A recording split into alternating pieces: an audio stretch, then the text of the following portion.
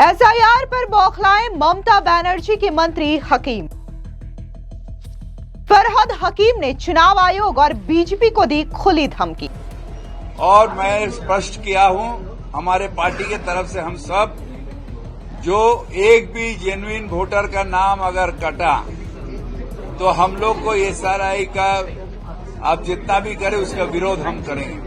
Mayor हकीम बोले BJP और चुनाव आयोग की टांगे तोड़ देंगे। और आपका इलेक्शन कमीशन इसका जो गठबंधन बन रहा है इसका सीए इसका खिलाफ हम लोग करेंगे। दरकार होने से उनका पांव तोड़ दिया जाएगा। बंगाल में एसआईआर से क्यों डर रही ममता बनर्जी? बिहार में एसआईआर होने के बाद अब पश्चिम बंगाल में भी एसआईआर की प्रक्रिया को लेकर के कई तरीके की सवाल उठ रहे हैं और इस बीच अब टीएमसी पूरी तरीके से बौखलाई हुई है। एक एक करके ममता बनर्जी के मंत्रियों और नेताओं की ओर से बीजेपी और चुनाव आयोग को खुली धमकी दी जा रही है। इस बीच आपको बता दें कि ममता बनर्जी के जो मंत्री हैं हकीम, उन्होंने साफ तौर से बीजेपी और चुनाव आयोग को खुली धमकी दे दी और उनका कहना है कि अगर पश्चिम बंगाल में एसआईआर या फिर सीए थोपने की कोशिश की जाएगी तो हम उनकी टांगे तोड़ देंगे। दरअसल आपको बता दें कि पश्चिम बंगाल में टीएमसी के नेताओं ने एसआईआर प्रक्रिया के बीच हिंसक और भड़काऊ बयान दिए हैं।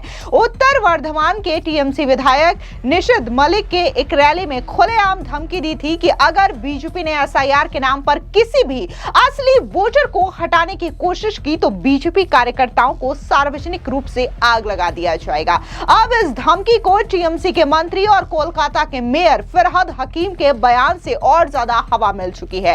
हकीम ने कहा कि वो सीए का विरोध करेंगे जिसका बीजेपी और चुनाव आयोग गठजोड़ कर रहा है और उनके टांगे तोड़ दिए जाएंगे। मेयर फरहद हकीम ने जोर देते हुए कहा कि जब तक ममता बनर्जी है बीजेपी में यहां एनआरसी लागू करने की हिम्मत नहीं है। आप भी सुनिए क्या कुछ ममता बनर्जी के मंत्री फरहद हकीम ने कहा।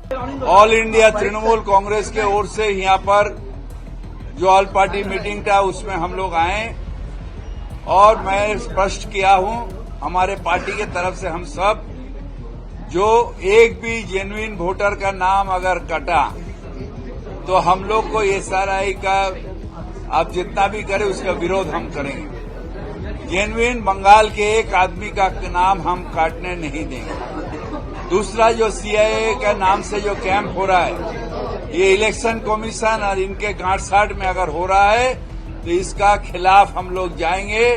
और सीआईए जो कर रहा है बीजेपी और आपका इलेक्शन कमीशन इसका जो गठबंधन बन रहा है इसका सीए इसका खिलाफ हम लोग करेंगे। दरकार होने से उनका पांव तोड़ दिया जाएगा। दूसरा हमने कहा जो परियायी श्रमिक है वो उनके नाम रहना चाहिए और जहां पर हमारा इस बार बहुत धस से गंगा के पार से जो जिसका घर बाड़ी चले गया, सब डॉक्यूमेंट चले गया, उनका लेके स्पेशल भावे एक नोटिस देना चाहिए। उन्होंने कहा जी हम लोग जल्दी इसका प्रकाश करेंगे। आपको बता दें कि जिस तरीके से फरहद हकीम की ओर से यह धमकी भरे लहजे का इस्तेमाल किया गया चुनाव आयोग और बीजेपी के लिए, तो इसको लेकर के बीजेपी के प्रवक्ता प्रदीप भंडारी ने भी साफ तौर से पलटवार किया। आपको बता दें कि प्रदीप भंडारी ने अपने सोशल मीडिया साइट एक्स पर पोस्ट करते हुए कहा कि ममता बनर्जी के दाहिने हाथ हकीम ने कहा कि हम चुनाव आयोग की टांगे तोड़ देंगे। टीएमसी द्वारा संवैधानिक संस्था को यह खुली धमकी है। अवैध घुसपैठियों को बचाने के लिए टीएमसी हिंसा भड़का रही है। ममता बनर्जी ने पहले मुख्यमंत्री और गृह मंत्री रहते हुए दंगों की चेतावनी दी थी। क्या टीएमसी बंगाल में वोट बैंक मजबूत करने के लिए राज्य प्रायोजित हिंसा की योजना बना रही है? यानी कि यहाँ पर प्रदीप भंडारी की बात करें तो उन्होंने साफ तौर से कह दिया कि कैसे ममता बनर्जी की टीएमसी और उनके नेता रोहिंग्या और बांग्लादेशी घुसपैठियों को बचाने की कोशिश कर रहे हैं। आपको बता दें कि पश्चिम बंगाल के सीईओ ने मंगलवार को सर्वदलीय बैठक बुलाकर एसआईआर प्रक्रिया और वोटर गिनती के फॉर्म तथा पहचान के मुद्दों पर दलों को जानकारी दी। इस बैठक के दौरान राजनीति और प्रशासकीय विषयों पर कड़ी बहस हुई, जिससे तनातनी देखने को मिली। दोनों टीएमसी नेताओं ने धमकी दी है कि अगर एक भी असली वोटर का नाम हटाया गया तो वे इसका कड़ा विरोध करेंगे। बीजेपी ने इस पर तीखी प्रतिक्रिया दी है। बीजेपी नेता एसआर बैनर्जी ने इन बयानों को अशांति पैदा करने की रणनीति बताते हुए चुनाव आयोग से केंद्रीय बलों की सुरक्षा में एसआईआर प्रक्रिया पूरी कराने की मांग की है। बतौर प्रतिनिधि टीएमसी मंत्री फरहद हकीम ने कहा कि उनका मकसद ये सुनिश्चित करना है कि कोई भी वास्तविक मतदाता वोटर सूची से कटा हुआ न रहे। उन्होंने चेतावनी दी कि अगर बीजेपी और चुनाव आयोग मिलकर सीए थोपने की कोशिश करते हैं या वोटर पहचान को लेकर दबाव बनाते हैं तो वो सख्त रुख अपनाएंगे। अगर सीए थोपने की कोशिश होगी तो उनकी टांगे तोड़ दिया जाएगा। हकीम ने बैठक में यह भी कहा कि उन्होंने एक मामले पर हवाला दिया जिसमें उत्तर 24 परगना के एक व्यक्ति ने कथित तौर पर आत्महत्या की और उसने अपनी बरी हुई चिट्ठी में एनआरसी को जिम्मेदार ठहराया। इस संदर्भ को उन्होंने उठाकर पहचान और सूची से जुड़ी संवेदनशीलता पर बल दिया। बैठक में विशेष रूप से वोटर गिनती फॉर्म और लोगों की पहचान को लेकर के सवाल उठे। कुछ दलों ने फॉर्म और प्रक्रिया पर आशंकाएं जताई, जिससे चर्चा और भी ज्यादा तेज हो गई है। बंगाल सीईओ ने बैठक का आयोजन एसआईआर को लेकर जानकारी देने के लिए किया था और इसी दौरान ये तनाव उभरा। तो वहीं दूसरी तरफ कोलकाता में टीएमसी सांसद अभिषेक बैनर्जी ने यह दोहराया कि एसआईआर मतदाताओं को मतदाता सूची से बाहर करने और उन्हें उनका मताधिकार से वंचित करने का एक तरीका है। उन्होंने कहा कि अगर पश्चिम बंगाल में वास्तविक मतदाताओं के मताधिकार छीने गए तो 1 लाख लोग नई दिल्ली स्थित भारत निर्वाचन आयोग के कार्यालय का घेराव करेंगे। यानी कि यहां पर ममता बनर्जी के भतीजे अभिषेक बैनर्जी ने भी दिल्ली घेराव की धमकी दे दी, जिसके बाद बीजेपी के प्रवक्ताओं ने इस पर करारा पलटवार किया। क्या कुछ बीजेपी के प्रवक्ता गौरव वल्लभ ने कहा, सुनिए। देखिए, अभिषेक बनर्जी को इतना अभिमान में नहीं रहना चाहिए। मैं उन्हें पुनः कहना चाहता हूं, अभिषेक बनर्जी आप भी कान खोलकर सुन लीजिए और आपकी ममता बनर्जी दीदी को भी कान खोलकर सुनवा दीजिएगा।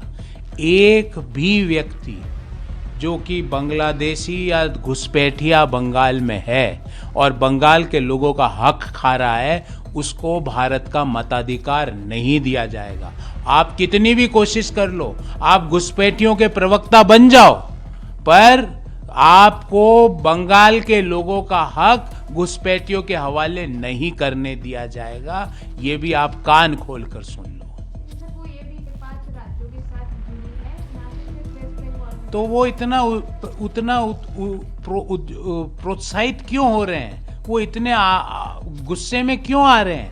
क्योंकि उनको पता है कि जो उनके घुसपैठी वोटर्स हैं, जो गलत तरीके से भारत में रह रहे हैं, उनको एसआईआर के तहत उन घुसपैठियों को भारत का मताधिकार नहीं दिया जाएगा। पर इसीलिए तो उनकी पेट में दर्द है, इसीलिए तो वो इतना ज्यादा गुस्सा आ रहे हैं और बोल रहे हैं दिल्ली को दिखा देंगे। आपको किसी को दिखाने की जरूरत नहीं है, पर कान खोल के सुन लेना अभिषेक बनर्जी, घुसपैठियों को बंगाल के लोगों का हक हम नहीं देने देंगे।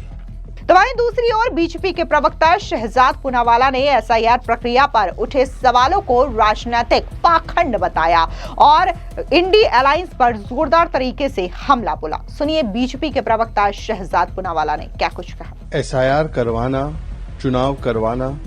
चुनाव से पहले जो इलेक्टोरल रोल है उसकी इंटेग्रिटी कायम रहे, ये देखना, ये सभी कुछ इलेक्शन कमीशन का संवैधानिक दायित्व भी है, उनका संवैधानिक अधिकार भी है और हम तो स्वागत करते हैं। परंतु कुछ लोग एसआईआर के नाम पर, ये एसआईआर नहीं, बचाओ परिवार और संविधान पर वार, ये करने लगते हैं।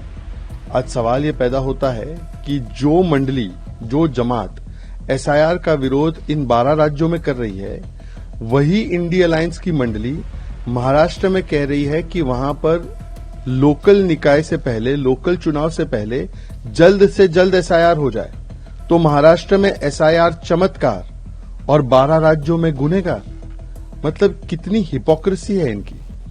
और बिहार में भी इन्होंने एसआईआर के ऊपर बहुत सारे सवाल खड़े किए, सुप्रीम कोर्ट तक मामला गया, सुप्रीम कोर्ट ने कोई स्टे नहीं लगाया। सुप्रीम कोर्ट में जो 47 लाख नाम डिलीट किए गए एसआईआर के माध्यम से, उसके खिलाफ 470 एफिडेविट भी नहीं दे पाए। उल्टा जो एक एफिडेविट दिया था वो भी झूठा निकला। इनके 80,000 बीएलए ने मिलकर एक अपील दायर नहीं की। तो इसका मतलब साफ है कि केवल और केवल 3D पॉलिसी अपनानी है। डी से डिस्टॉर्ट करना है, डी से डेफिसिट क्रिएट करना है संवैधानिक संस्थाओं के खिलाफ, और डी से दंगे भड़काने की भाषा बोलनी है। जिस प्रकार की भाषा अब टीएमसी के एक नेता सिद्दीकुल्ला ये कह रहे हैं कि गर्दनें काटी जाएंगी, ये दिखाता है कि इनकी मानसिकता वही है, चाहे वक्फ का विषय हो, चाहे सीए का विषय हो, या चाहे एसआईआर का विषय हो। ये संविधान के ऊपर वोट बैंक तंत्र को रखते हैं और अपने परिवार को बचाना है, इसीलिए एसआईआर और इलेक्शन कमीशन पर निशाना है। इसके अलावा अभिषेक बनर्जी की धमकी को लेकर के बीजेपी के नेता दिलीप घोष ने भी करारा पलटवार किया। क्या कुछ उन्होंने कहा, सुनिए। बोला था सीए नहीं होने देंगे, फिर एसआईआर नहीं होने देंगे। आज उन्हीं के पार्टी के तरफ से BLA 2 का लिस्ट भेजा जा रहा है इलेक्शन कमीशन को, तो पूरा सहयोग करेंगे, पूरा करेंगे। लेकिन नया ये बहाना शुरू कर दिया लोगों को भड़काने के लिए, इस पर कोई नहीं। 2023 ट्रेलर देखेছি একটা বৈধ ভোটারের নাম বাদ দিয়ে দেখুন अभिषेक बनर्जी कि भतीजा ममता बनर्जी से भी आगे झूठ बोल रहे हैं, बड़ी बड़ी बातें कर रहे हैं। अभी हाथ तोड़ देंगे, पाँव तोड़ देंगे, खून की नदी बहा देंगे, क्या क्या बोल रहे थे उनके लोग। अब कैसे वो लोग लाइन में आ गए। हम नया बहाना शुरू कर दिया, अभिषेक बनर्जी हीरो बनना चाह रहे हैं। एक हीरो को हमने देखा दिल्ली में बहुत डायलॉग मार रहे थे। उसी कांग्रेस पार्टी के जमाने में 11 बार 10 बार हुआ है एसआईआर। आप क्यों उल्टा कर रहे हो? तुम संवैधानिक व्यवस्था है। उसी प्रकार ये भी उसी कांग्रेसी कल्चर से आए हैं, बड़े बड़े बातें करना है उनको आता है, काम कुछ नहीं आता है। इसलिए अभिषेक बनर्जी क्या बोलते हैं उससे कोई फर्क नहीं पड़ता। फिलहाल इस पूरी खबर पर आपकी क्या राय है, कमेंट सेक्शन में जरूर बताएं। धन्यवाद।